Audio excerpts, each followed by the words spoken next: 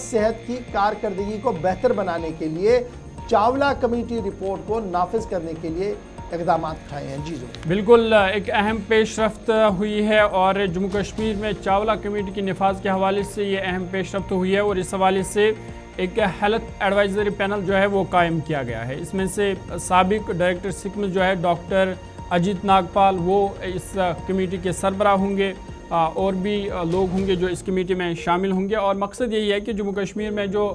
صحت شعبہ ہے اس کی ترقی ہو, اس میں جو ہے لوگوں کو بہتر سے بہتر سہولیات ملے اور اس حوالے سے اب چاولہ کمیٹی کا نفاذ عمل میں لایا جا رہا ہے. اور اس حوالے سے اہم پیش رفت یہ ہوئی ہے کہ ہیلتھ ایڈوائزری پینل جو ہے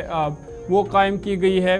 جس میں سے کئی ایکسپرٹس کو رکھا گیا ہے تاکہ جموں کشمیر میں جو health and medical education department ہے یا جو صحت کا شعبہ ہے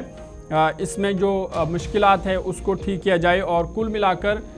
صحت کی شعبے کی بہتری کے لیے یہ اقدام اٹھایا گیا ہے کہ جموں کشمیر میں اب چاولہ کمیٹی کا نفاذ ہونے والا ہے.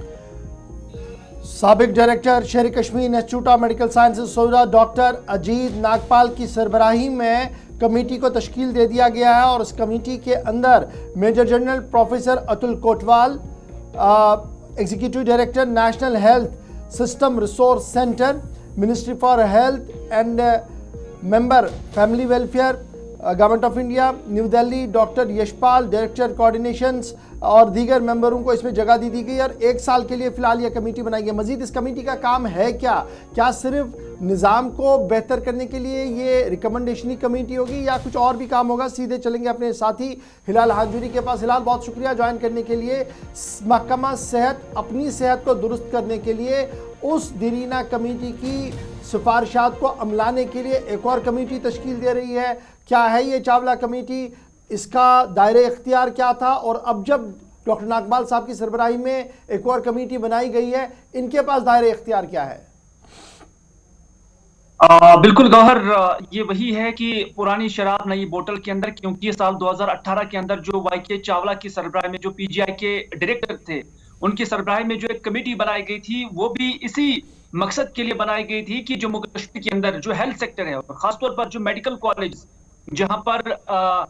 بچوں کو پڑھایا بھی جاتا ہے, ریسرچ بھی کنڈکٹ کی جاتی ہے اور علاج و معالجہ بھی پیشنٹس کو فراہم کیا جاتا ہے, یہاں پر یہ ایڈریس کیا جائے کہ جو پرائیویٹ پریکٹس ایسے پروفیسرز, ایسے کنسلٹنٹس اور خاص طور پر جو پڑھانے والا عملہ ہے وہ جو یا فیکلٹی جو یہاں پر ہے انہیں پرائیویٹ پریکٹس کرنی چاہیے یا نہیں کرنی چاہیے. اور کئی سال گزاری اس کمیٹی نے اور اس کے بعد ایک کثیر خرچات بھی اس پہ ہوئے ہیں اور اس میں جموں کشمیر کے بڑے ڈاکٹر صاحبان کی خدمات جو ہے وہ عمل میں لائی گئی تھی. لیکن اس کمیٹی نے پھر یہ ریکمنڈیشنز دی تھی کہ آپ جموں کشمیر کی جو میڈیکل کالجز کے اندر یہاں پر مکمل بلینک اینڈ بین لگائی جائے کہ کوئی بھی پرائیویٹ پریکٹس جو ڈاکٹر صاحبان کی ہے وہ نہیں ہونی چاہیے. اور خاص طور پر جو فیکلٹی ہے, جو پروفیسر صاحبان ہیں, اسسٹنٹ پروفیسر صاحبان یا ایسوسیٹڈ پروفیسر صاحبان ہیں, ان کی بھی خدمات صرف ہاسپٹل تک کی رہنی چاہیے. اور اس میں تکنیکی وجوہات یہ بتائی گئی تھی کہ اگر 4 بجے کے بعد 5 بجے کے بعد یہ ڈاکٹر صاحبان پرائیویٹ پریکٹس کرتے ہیں تو پھر ہسپتال کے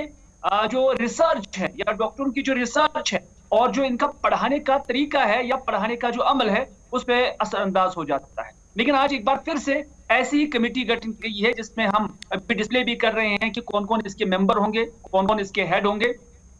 تو کل ملا کر جو ٹاسک ہے یہ وہی ہے جو اس سے پہلے دیا گیا تھا کہ کیا آپ